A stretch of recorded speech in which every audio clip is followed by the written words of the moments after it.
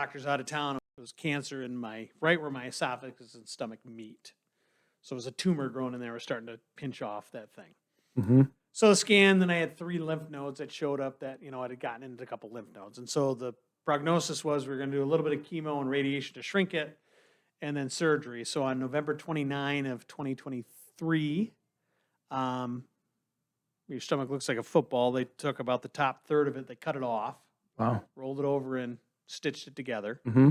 Cut my esophagus out just below my windpipe, just about right up in here. Okay. And then they stretched my stomach up and re-stitched it, cut Wow. all that out. And so I lost the valve, the acid valve, but I also Sure. lost my stomach. And then the valve that from your stomach to your intestine, they stitched that open so that Mhm. it can't close. And then they cut the vagus nerve, which controls appetite, fullness, the valve opening and closing. Yeah. So now I have a straight, it goes right into my intestine. So if I vomit or anything, it comes all the way out of my intestine. Mm. Well, unfortunately, it's only happened once. Yeah. And so that was, they were pursuing what they said was a curable treatment plan. Yep. And so they got all the lymph node, they got everything. The margins were clear at the time. I had a follow-up scan in January.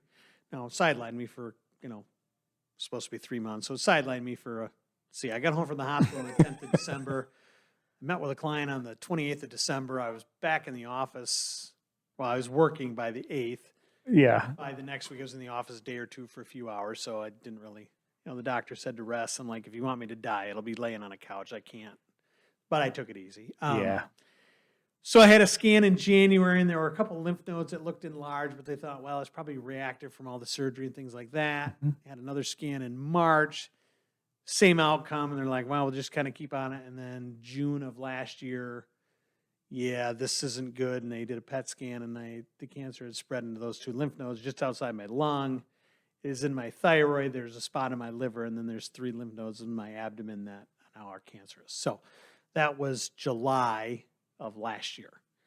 And so there are really no surgical options because I have a fantastic thoracic surgeon, but he said, Mm-hmm. it's too close to your heart. We can't get them. And he goes, leaving 1%, you might as well leave it all. It's just not we can't pursue that. And Yeah. so then it's like, well, do you do surgery? And the spot in my liver is so deep, it's so small and so deep, they can't even get in there to biopsy it yet.